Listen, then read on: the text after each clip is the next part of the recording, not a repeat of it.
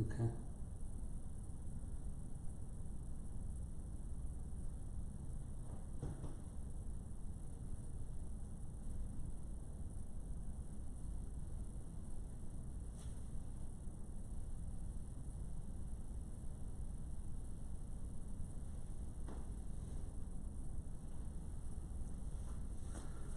Welcome to my live stream from Rythmia in Costa Rica. My name is Jerry. My name is Jerry, and we're coming to you from Costa Rica today. I have what I believe is an interesting talk today about the internal steps to freedom. But before I get into that, I want to tell you a little bit about Rythmia. Rythmia is a medically licensed center located in Guanacaste, Costa Rica, and we focus on sacred plant medicine and metaphysical teachings, and we do a program called the Rythmia Way, which reunites people with their souls and gives them a new heart. And we've been doing this for about 1.5 years down here, and have had tremendous success with a lot of miracles that occur. About 94% of the people that come through the door have a life-changing miracle that happens here and stays with them forever. So we're really proud of the work that we're doing. We had a super interesting week. This is, I think, our third week in a row where we've had a lot of interesting things happen. There's a lot of heavy-duty energy, and it's manifesting itself in tremendously deep healings. Again, we're a medically licensed facility in Costa Rica. If I was in the United States, I would never make a claim or talk about something that happened this week, but I have to talk about it because the medical claims laws are different here, and because I'm telling something that factually happened to someone else, it's okay. I don't like to make these kind of claims, although we see medical miracles here all the time. But this week there was a really interesting one where a woman who had come from Canada, and she was a wonderful woman. She left today. Had a growth in her breast that had been there for 2 years, that she was super worried about.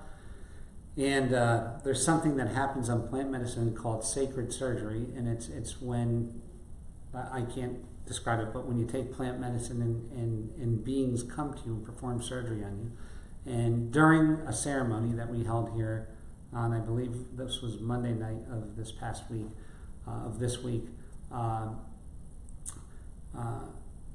they came to her during surgery and they removed the growth, and the next morning the growth was gone. And this kind of thing happens all the time here, and it's just part of being in a place where miracles are real. So I was just excited to tell people about that, and that's one of the 30 stories that happened this week that resulted in a miracle in people's lives. And we're going to keep doing this, and hopefully more and more of you will come here and get a look at this firsthand. My talk this week is about internal freedom, the true freedom. And it's the result of a talk that I had a couple of weeks ago about manifesting and making money. And people are questioning, how does that happen? And I talked a lot about using plant medicine in that process, and a lot of people said, well, what if we can't do plant medicine? How do we do that? And that's sort of what my talk is about this week. But an interesting thing, I have a course called Truthonomics about manifesting things in the physical world. And I opened that course with just a statistical fact. And so many of us complain about the problems that we're having, our particular handicap in life, and all of us have them, and sort of focus on that thing and end up devoting a great deal of mental and spiritual attention to those things. And I just have to tell you that you are a statistical improbability. That it's about 400 trillion to 1, the chance of you making it to life. And just think about that. It's 420 trillion to 1. You've already won the longest of long shots. You're alive. You have a ticket to the dance. Every time that you complain about something, just imagine there's 399 trillion, 999 billion, 999 million, 999,099 sperms that are looking at you saying, what are you complaining about? You made it. You have a ticket to the dance. You're here. And just focus on that for a second. You are here. You have the greatest opportunity. And one of the things about like being free. So if you're that 1 out of 400 trillion that made it and you manifested a life, what's interesting is a lot of us judge our life by the box that we're in. So we spend our life trying to improve our boxes. And what I mean by that is this. And next week I'm going to be giving a talk on just what it means by a life focused on boxes. And this came to me in a recent journey. But by boxes, you come into this world in a hospital, which is in a box, into a room, which is a box, and you're born in this box, and then a couple days later or whenever, your parents hustle you out into the world and throw you in the box that moves and take you to another set of boxes that's your house and brings you into a room, and then the neighbors or your friends get together and say, what should we buy the new baby? Well, let's buy him a box. So they get you a crib and they put you in a box. And then you turn 5 or 6 years old and you get to go to another box. You get in a tube that moves, a box that moves, and go to another box, and you spend 12 years in that box. And in that box they're teaching you about things outside of it, but you don't experience them. And then you make all kinds of applications so you can go to another box for 4 years, and then you spend 4 years in that box if you're lucky. And then right at the end of that, you start making applications for jobs, and hopefully you're going to get into a real big box that has a lot of boxes in it. And in one of those boxes, there's tons of boxes, and those boxes are like cubicles, and you'll spend the next 20 or 30 years in that box. All the while, trying to get a better box to live in.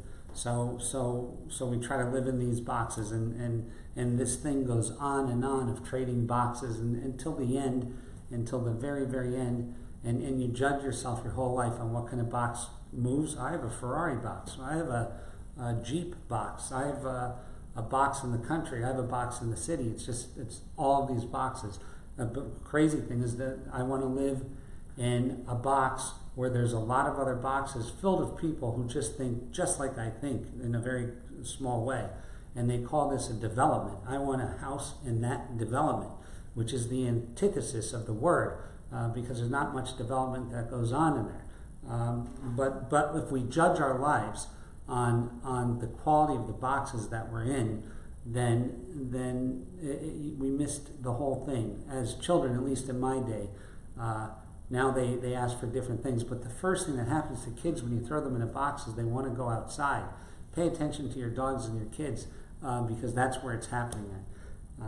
But anyway, if you're that one sperm that lived, if you're that miracle of life happened to you in this 400 trillion to 1 shot, and you're going to invest your life on increasing the quality of these boxes until one day you die, and then they use your money to put you in another box, a downsized box, and you stay in that box for eternity, so they say. What's so funny is when the talk of cremation comes up, and people say, well, what do they put you in? And they say, well, we use a canister. And the first thing that comes to mind is, I'd rather have a box. So we're conditioned by the world to be in these boxes, and that's not where you're going to find the keys to freedom. They're not in that box. So what is this thing, this freedom thing that I keep talking about? Well, freedom in the sense of how Rythmia looks at it, in the journeys that we've been on to discover what this freedom is about, is a return back to being a child. So it's returning to being a child, and I have to tell you a story about this because I married the most amazing woman who was the the poster child for what being a child is. And just to give you an idea of living like a child, she was texting me the other day, and she was in someplace in Southern California, and she's like, "Oh, I want to buy a harmonium, right?" And I'm like, half the time I don't even listen sometimes, and I'm like, "Oh, okay, sounds great." And then she's texting me from this store that sells these musical instruments, and she goes, "Look at this harmonium." And she sends the picture, and then I'm thinking, she can't play a harmonium, but I don't want to bring that up at this point because there's a level of excitement that's going on. And then she starts sending me pictures of sitars, and a bunch of sitars. And so one thing leads to another, and she leaves the store, and she says, "I got to call you." I said, "Okay." She said, I have great news. I have really great news." I said, "What's the news?" She goes, "Well, I got a harmonium, a sitar, and a drum." And I'm thinking, and my face must have went like, because we were doing it on FaceTime, and I was like, "Oh," and my face must have been like a little, because what was going through my mind is we're running this resort, and she does all the marketing, and we have kids, and there's all kinds of obligations, and there's never enough time. And I'm sitting there thinking, not only does she have to learn to play one instrument, she actually has taken the time to invest in trying to play 1, 2, or 3 of them. And she's calling right now, so she's probably. Are you watching my Facebook Live? You called right in the middle of it. Thank you. That's her. And she's going to play 1, 2, or 3 of them, and she sees the color go out of my face, and she says, "Don't worry, you can play the drum." I have never played a drum in my life, and I'm thinking to myself, well, we could book Albert Hall now and learn to play these instruments on the flight over. It's just crazy, but that's what living life as a child is like. That there's great excitement, and she wasn't sitting there thinking, can I or can I not play these things? And when she got done, she said, "We finally have the band." And I didn't want to say anything to her, but we're missing a couple elements from it. But that's what being a child is like. That's what living as a child is like. And that's what the goal of these processes that we have here at Rythmia are to bring people to that childlike place. And in this process, that's where all manifestation comes from. That's where true manifestation comes from, true happiness comes from, and all these places. So the 3 steps in this process are, number 1, to understand what you have become, who you really are. Not who you are in your wholeness, but who you are in the moment, in this moment on earth. That's step 1. Step 2 is to merge back with your soul. And then step 3 is to repair your heart. And this is a simple thing. It's a 3-step process, and it's just the most amazing journey. And that's what we do here. We do our program, the Rythmia Way, is designed to do just that. And so the way we do it here is we do it through metaphysical classes. We do it through sacred plant medicines and these ceremonies, and the steps happen in there. We do it through transformational breath work. We have a program called the Breath of Life, which does it, but they all revolves around this theme. So people said to me, "Jerry, I don't really have access to do ayahuasca. I can't come to our plant medicine. I can't come to Costa Rica right now. How can I get there on my own? How can I find out my own truth?"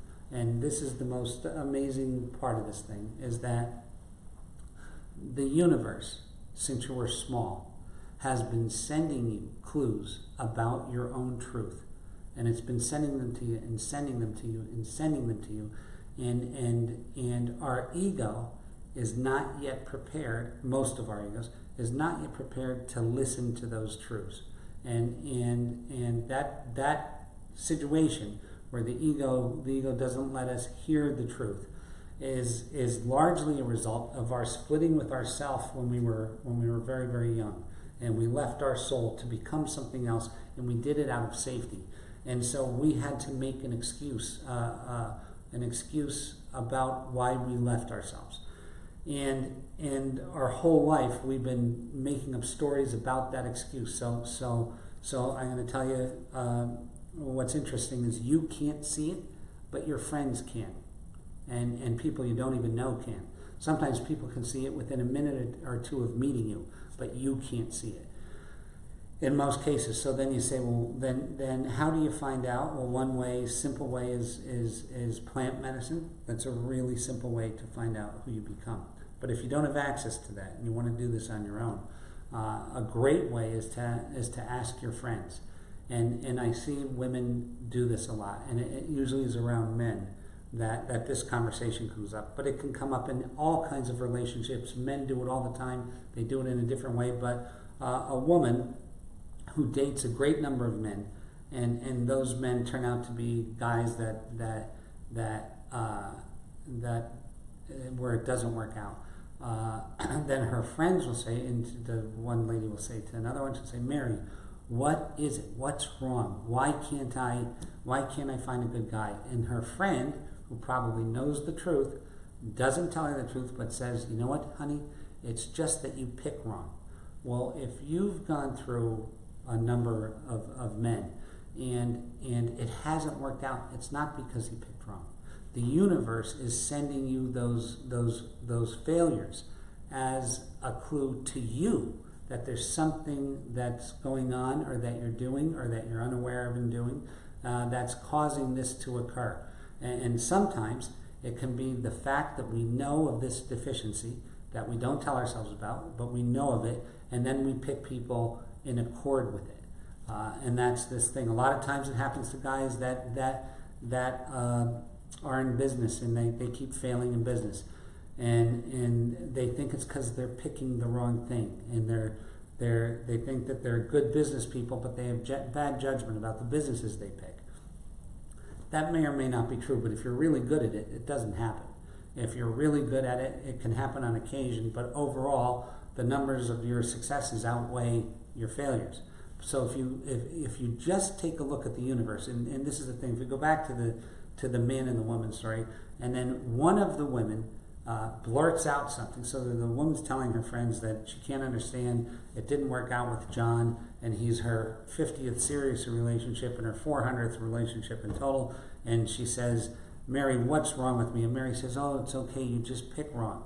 And another woman at the table, woman says, might it have to do something with the fact that you're crazy, or something like this? And then immediately, the brain of the person that's talking about this, the ego, makes up a story to make the person who told the truth a liar, wrong, and then it says, and then somebody will whisper to her, oh, don't worry, Tammy's just jealous. Well, the thing is, the world around you recognizes what this is, who you've become.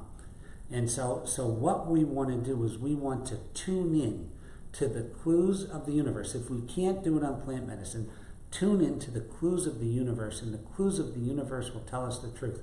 Now, there are statistical things that happen that are probable that don't make a case. So in other words, if I'm a business guy and I've had 20 businesses and 16 of them have failed, but 4 of them have been super successes.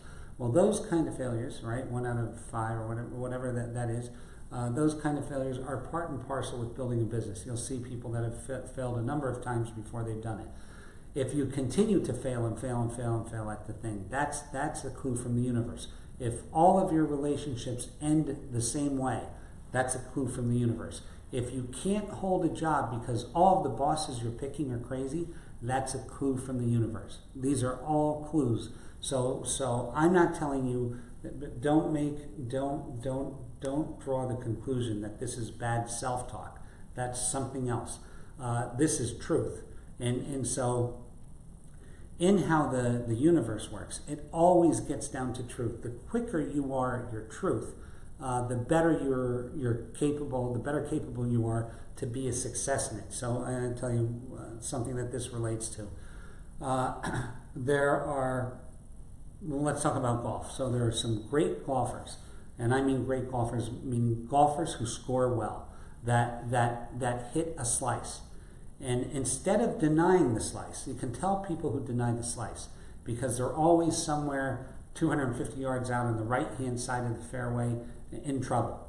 But people who play their slice, they were truthful with themselves. I have a slice, and they aim this way, and all of a sudden their ball's always in the middle of the fairway. And so the thing is, that's kind of those are just the handicaps, what are called handicaps. So those are just things. So some tremendous business people who are tremendous leaders, but terrible business people. They're honest about what they are as a business person, and they get people who play to their weaknesses. They get people in who are good administrators and good this and good that, but it all gets down to the truth. And the one thing that I know for absolute certain is that this thing, when we're talking about who have we become, without the truth, change cannot occur. So the song remains the same, but the faces change. If you're in this system of life where everything you do results in the same determination, but the people change or the faces change, that's a sign that you're not telling yourself the truth about it. Because healing and miracles and all these things can happen when we call ourselves out. And you see, when you call yourself out, you say, I am overweight, and I'm an overeater, and I want to be skinny. That's it.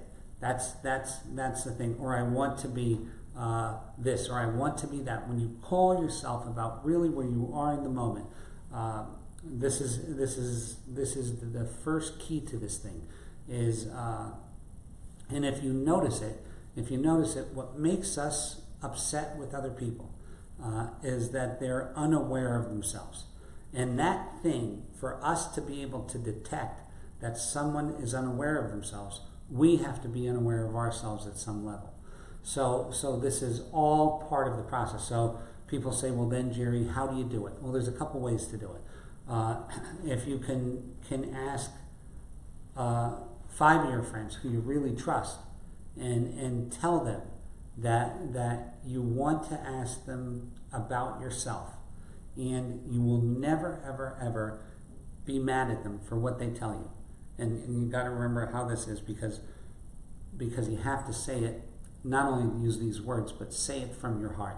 That you sit down with your friends and you say, hey, I've been having some trouble, and I think it's one thing, but it might be something else.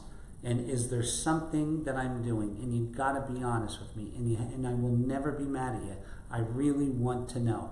And it takes a unique person to do this, because our ego sends people messages vibrationally of what they're not allowed to talk about.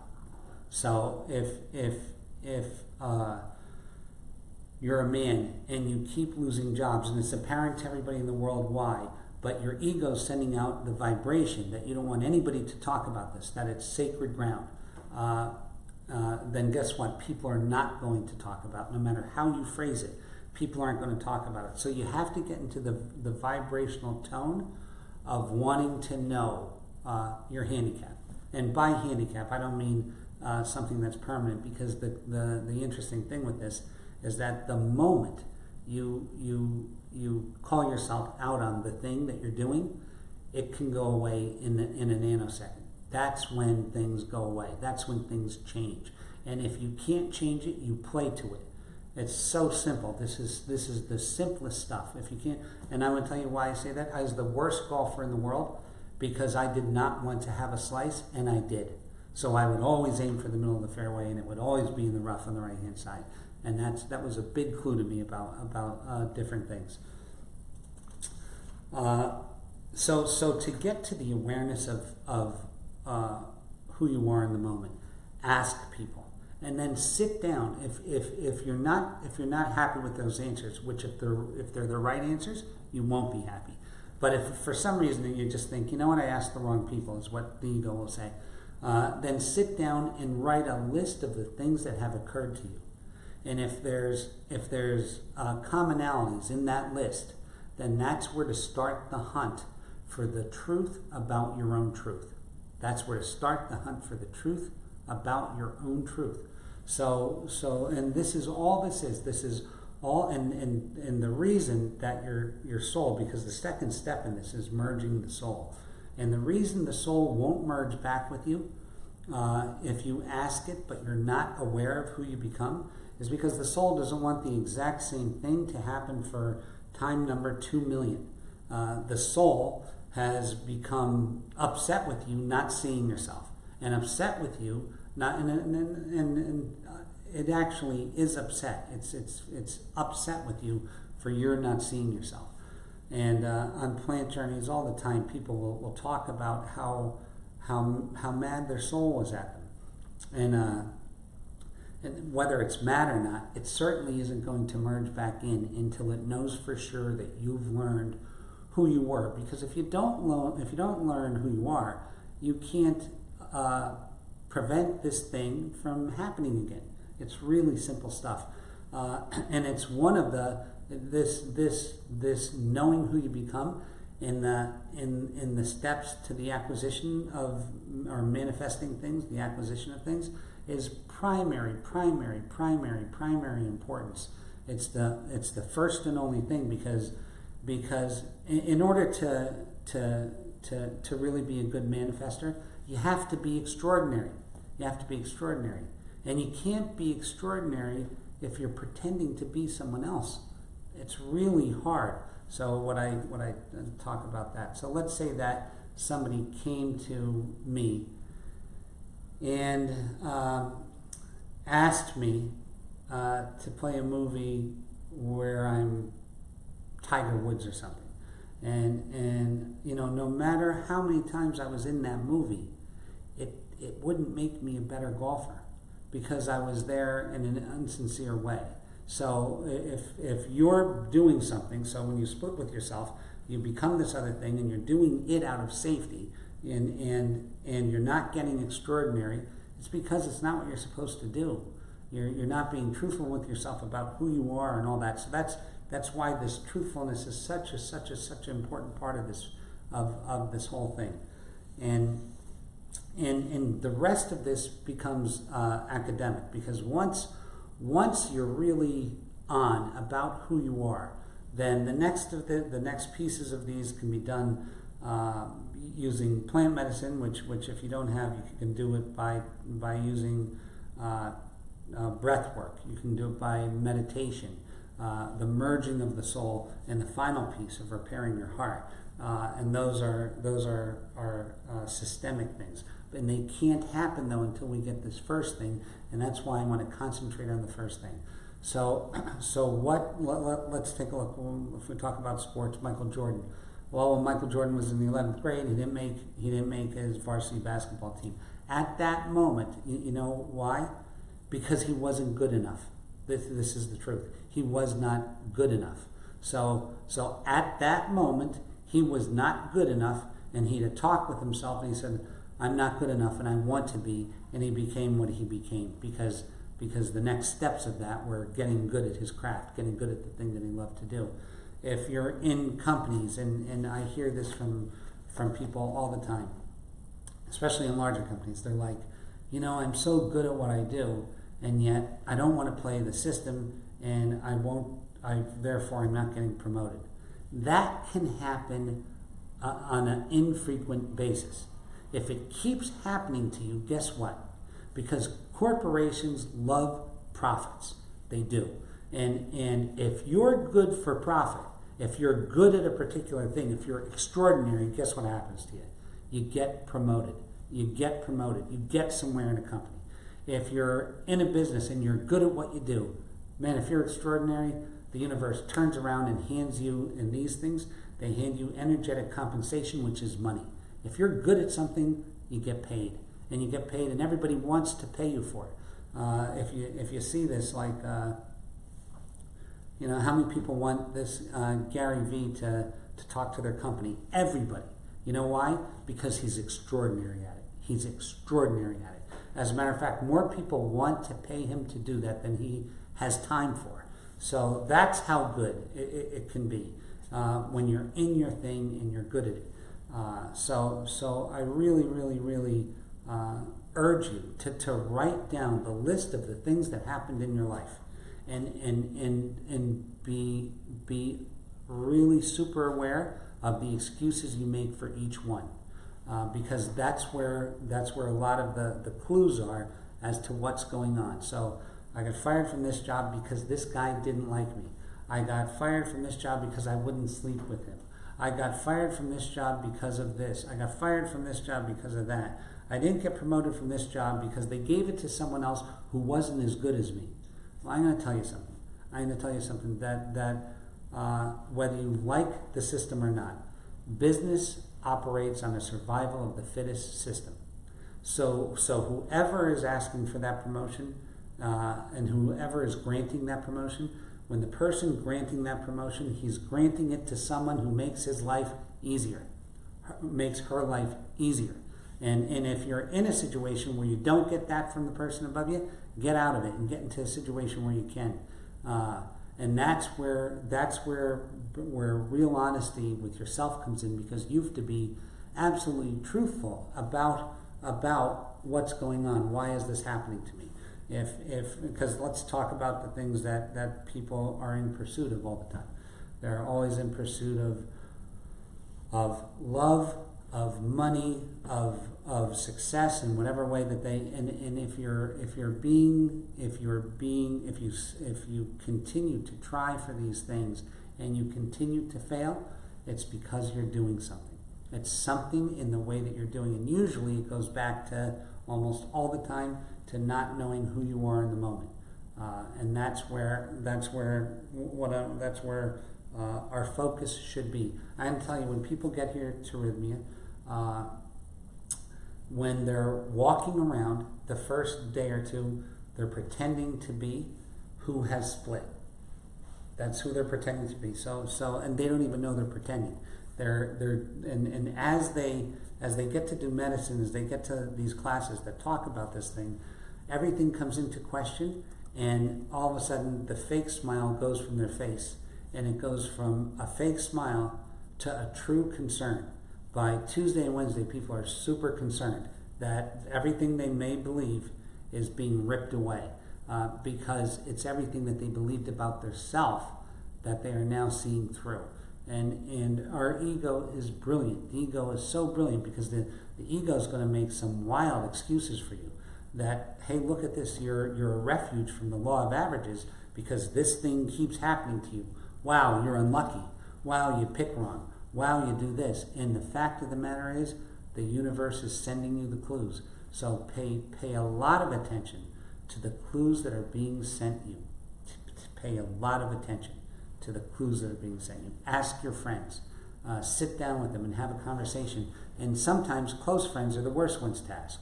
Ask acquaintances. Ask somebody who has nothing to lose by telling you the truth. And you'll find, or if you have a boss who's a hard ass, ask him because he probably won't have trouble telling you the truth. And so this is the first way to find out where our truth is. And so, and then you have to go one step deeper, because if the truth is that I'm lazy, let's say that you're a brilliantly talented person who's lazy. There's a trillion of you out there. That makes up a big percentage of the population. Then the question isn't, then the final answer is not that I'm lazy. The final answer is that I'm lazy. Why am I lazy? And that's each one of these is a reference to go deeper. And that goes back to a real self-examination, that something happened to me when I was young that made me lazy. And that's all you need to know, is that something happened to you that pre-split that made you lazy, and then the thing that happened in the split, being lazy, had its own benefit.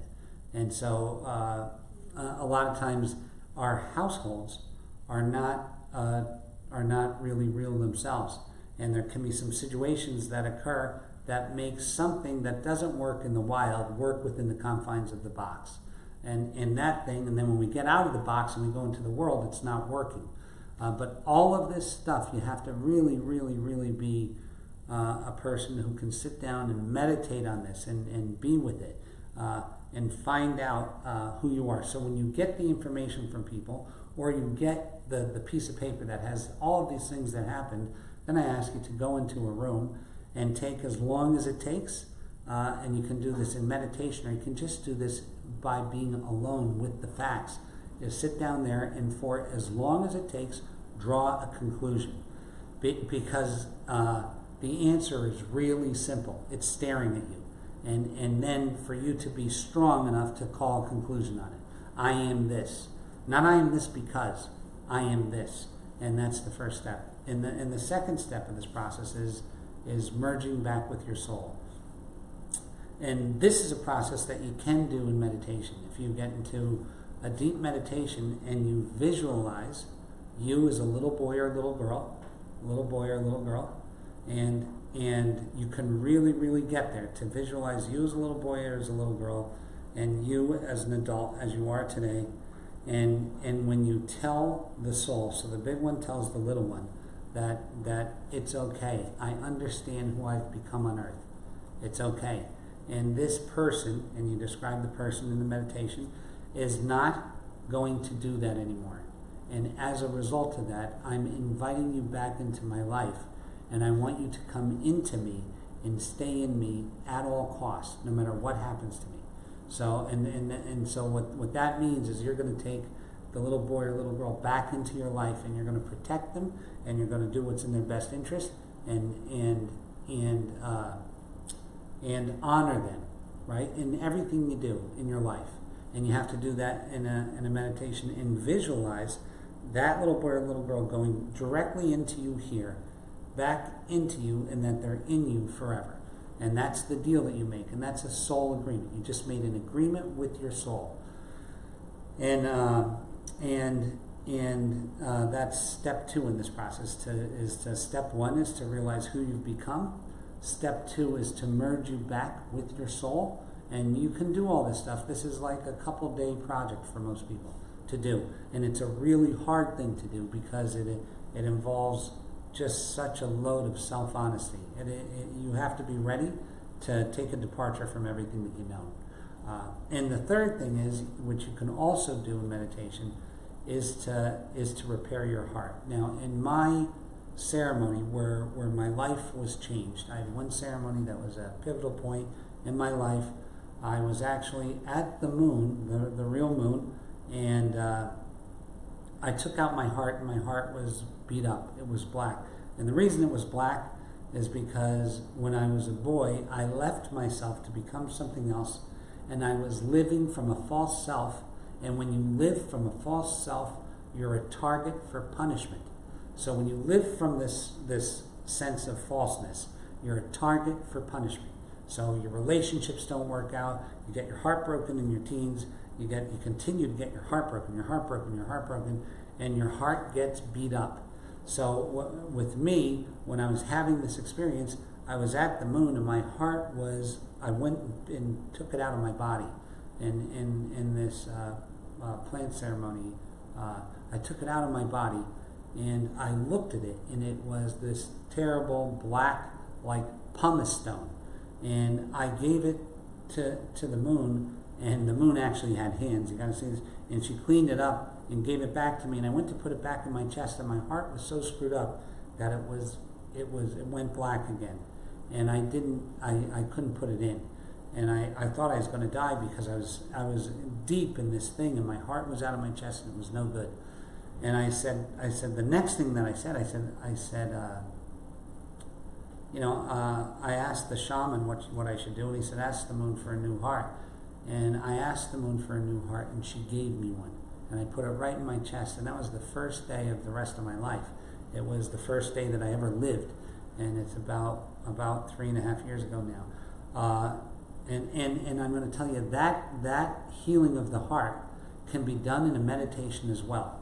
And what you want to do is you want to do the same thing that I did, is you want to get quiet, and you want to meditate on yourself, just a picture of yourself, and have that person open their heart, and have you open the heart and take it out, and then have another person in the meditation. It can be Jesus, it can be God, it can be the energy, it can be your higher self. Take the heart and repair it, and give it back to you, and have you put it in your heart. That's another way of doing the 3 steps that we do at Rythmia. What makes this hard to do at home is the environment, because this process, it might take you 2 days of writing things down and really being with yourself alone to figure out the truth of who you become. And it might take you another day to do the 2 meditations, because you want to get in so deep of integrating back with your soul and repairing your heart. But it can be done. And the whole purpose of this Facebook Live was to show people how to do this at home. And that's really the process of doing this the Rythmia way at your house. And I urge everybody to do it, because without having this process, life isn't exciting, and you can't live it like a child. Because when you're done with this, what you have the ability to do is live like a child. I want to tell you, like when I was talking about Brandy, that's what living like a child is. But you can also see when you're living like a child, which is what I go through in my Truthonomics course, is that when you're living like a child, you say the craziest things, and they're real. So what does that mean? So when my son was 4 years old, we were walking across a parking lot. I think he might have been 5 years old, and a plane was flying over, and he said to me, "Daddy, I want a plane. Daddy, I want a plane. Let's get a plane." And you know, he didn't think, well, who's going to pay for the gas? I have no money to buy it. I can't fly a plane. He didn't think of any of that crap. He just saw the plane and decided that he wanted it. When you're living as a child, you don't think about the how, because and this will be an evidence of whether you did this thing successfully. You say, "I want this," or "I want to be this," and then the way shows up later. But the first thing is, you don't discount yourself. If you start talking like this to yourself, "I want to be a therapist, but I didn't go to school, and I don't have a diploma, and I don't do this," and that's not from your child. That's from here. So this process of merging back with your soul and repairing your heart will result in you being childlike. And from childlike, the first thing that goes after we split is our imagination. As kids, we could imagine anything. In my house, we had imagined that we had things. So we're great at imagining things. And in this process of returning to a child, you're in a space of imagination. After the space of imagination comes the space of creation. So you can't create unless you imagine. So this thing that you want can't be done out of thinking. It has to be done out of feeling. And you imagine that you have this thing, or that this thing can be yours, and then you get into creativity, creation. And that's the thing, like with Brandy and her band. Well, she not only had the imagination, but she went out and bought the instruments. So that's the thing. And now creation can occur. And that's the truth of this thing. This is how things come out of nothing. So in your life, what you want to do, if you have the time, is to sit down and to figure these things out. And you can use your mind on the first step. See, on the first step of seeing who you become, it's evident. It's something that's apparent. And you're going to use your mind, not your ego. And you watch this thing and tell the truth. You can use your mind for that. For the rest of this, it comes from more of a centered place, for the merging back with your soul and for the repairing of your heart. But both of them can be done in meditations, both of them. And hopefully in the next couple of weeks here, we're fortunate our staff gets to take a couple of weeks off in September. I'm going to be doing a little video on how exactly to do those meditations and that more about the process of doing this at home. And it's going to be, that should be ready in about a month. Next week, and I'm going to be, if anybody has any questions, first off, if you have questions or if you want to come to the resort, you can call this number. It's 866-936-9446. I think that's right.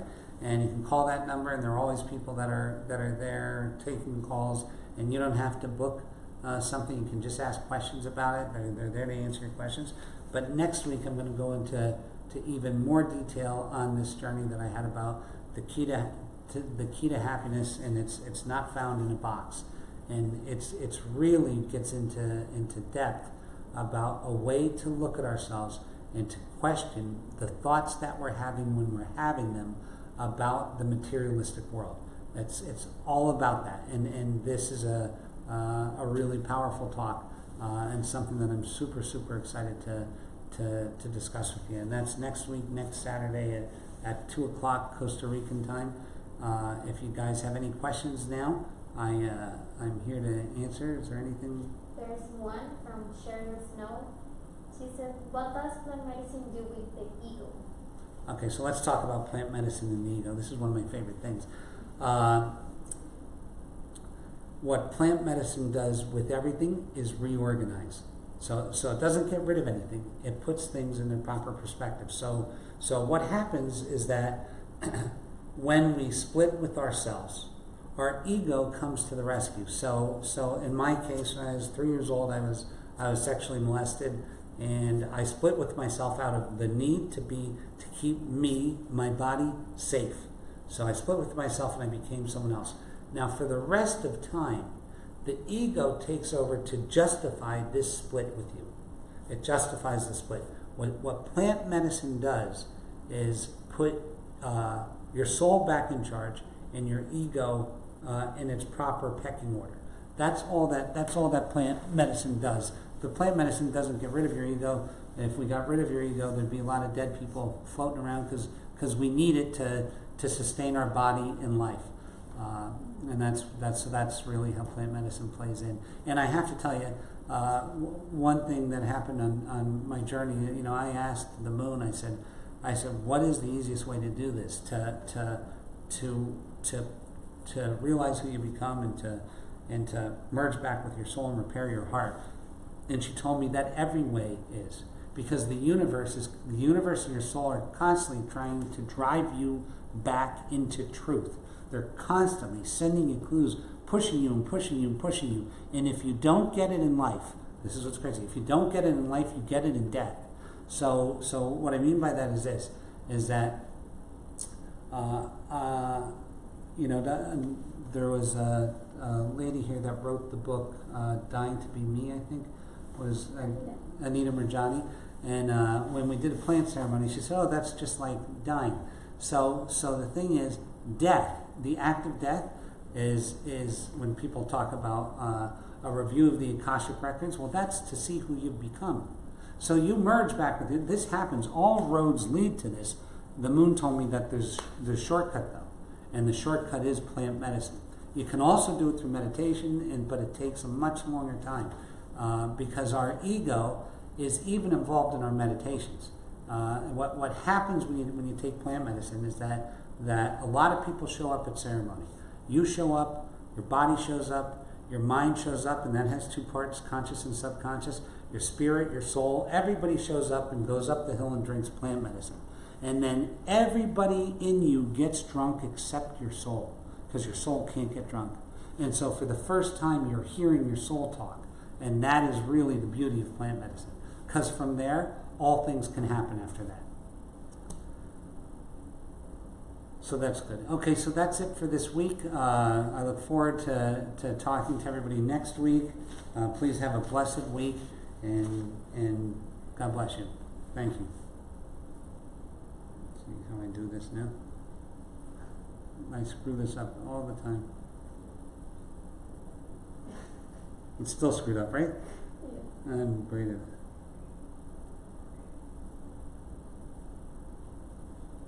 Laura says, thank you. Hi, Jerry. Who said that? Laura. Okay, good.